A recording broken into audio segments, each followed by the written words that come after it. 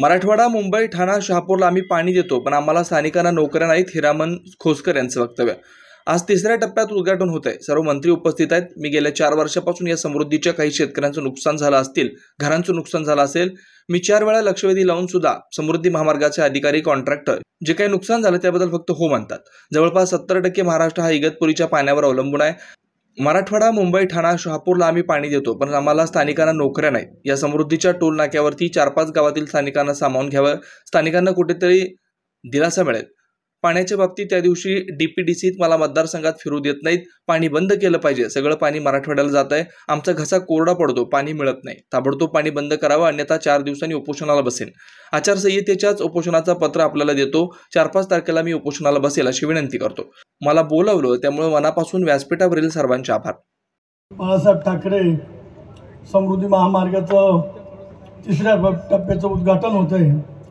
या उद्घाटनाला उपस्थित असलेले आपल्या महाराष्ट्राचं भूषण व नाशिक जिल्ह्याचं भूषण आरोग्य राज्यमंत्री भारतीताई पवार, अन्न व नागरी पुरवठा मंत्री आमचं सर्वांचं भूषण भुजबळ साहेब, आपल्या नाशिक जिल्ह्याचे पालकमंत्री आणि समृद्धी महामार्गाचे खात्याचे मंत्री भुसे साहेब, हे माझे आमदार झोले साहेब, माझे आमदार नगर बाबा, माझे आमदार मेंगाळ साहेब, कैलास जाधव साहेब, व्यासपीठावर बसलेले सर्व पदाधिकारी, समोर बसलेले आमच्या स्थानिक शेतकरी बंधू आणि भगिनी. समृद्धी महामार्गाचा 3ऱ्या टप्प्याचं उद्घाटन होत आहे.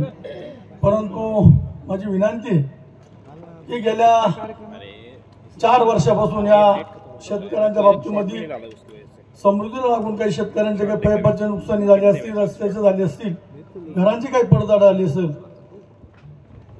दादा, मी 2 वेळेस या ठिकाणी लक्षवेधी लावणे सुद्धा शेतकऱ्यांची नुकसान, बरीच शेतीची मोठ्या प्रमाणात नुकसान झालेले, पैपांची नुकसान, विहिरींची नुकसान झालेली, घराची पडझड झालेली. परंतु समृद्धी महामार्गाचे लोक या ठिकाणी अधिकारी, कॉन्ट्रॅक्टर फक्त हो म्हणता पुढे काहीच करत नाही. आता रस्ता चालू झाला आणि टोल नाक्याच्या बाबतीमध्ये 4 दिवसापूर्वी या ठिकाणी त्यांची काही मुलाखत घेतली. स्थानिक आमच्या या ठिकाणी कार्यकर्त्यांनी ते थांबवलं. पण माझी विनंती की या ठिकाणी इगतपुरी तालुक्यात जवळजवळ 70% महाराष्ट्र इगतपुरीच्या पाण्यावर या ठिकाणी अवलंबून आहे. मराठवाडा असेल, मुंबई असेल, ठाणा असेल, आता शहापूरला सुद्धा पाणी नेलं नाही. मात्र आम्ही फक्त पाणी देतोय, आम्हाला स्थानिकांना नोकऱ्या नाही. माझी विनंती, या टोल नाक्यावर हे काही समृद्धीला लागून जे 4-5 गावं गेलेले त्यांना स्थानिकांना त्या ठिकाणी सामावून घ्यावं, त्यांनाच त्या ठिकाणी काम द्यावं अशी माझी विनंती आहे. टोल नाक्या सुद्धा तर स्थानिक आम्ही सुद्धा सक्षम आहे. आमच्या काही आता ज्ञानेश्वर बाबा असतील, बरेच या ठिकाणी टोल नाका चालवणारे माणसं आहे. असं जर आम्हाला स्थानिकाला दिलं तर कुठेतरी आम्हाला दिलासा मिळेल. म्हणून माझी विनंती आहे, टोल नाका असेल, टोल नाक्यावर आणणारे जे काही माणसं असतील ते सुद्धा आहेत ना, आम्ही स्थानिक माणसं घ्यायला तयार आहे ना साहेब. टोल नाक्याला जे चालवण्यासाठी स्थानिक माणसं या ठिकाणी गेल्या तर स्थानिकाला तिथे द्यावा अशीच माझी विनंती आहे. दादा 2 मिनिटं बोलतो.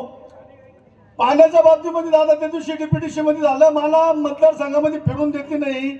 पाणी बंद केलं पाहिजे. सगळं पाणी मराठवाड्यात चाललेलं आहे.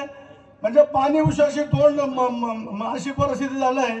आमचा घसा कोरडा पडतो, पाणी मिळत नाही. इथं जास्त काही बोलत नाही, वेळ घेत नाही, पण ताबडतोब पाणी बंद करावं. आणि 4 दिवसांनी आचारसंहितेच्या आत उपोषणाचं पत्र आपल्याला थोड्याच वेळ देतोय. जर पाणी आजच्या आज बंद नाही केलं तर आता 4 तारखेला 5 तारखेला मी उपोषणाला बसेल अशी विनंती करतो. आम्हाला बोलावलं, आमचा सन्मान केला त्याबद्दल मनापासून व्यासपीठावरच्या सर्व नेत्यांचं, पदाधिकाऱ्यांचं अभिनंदन करतो. मंत्री महोदयाचं अभिनंदन करतो.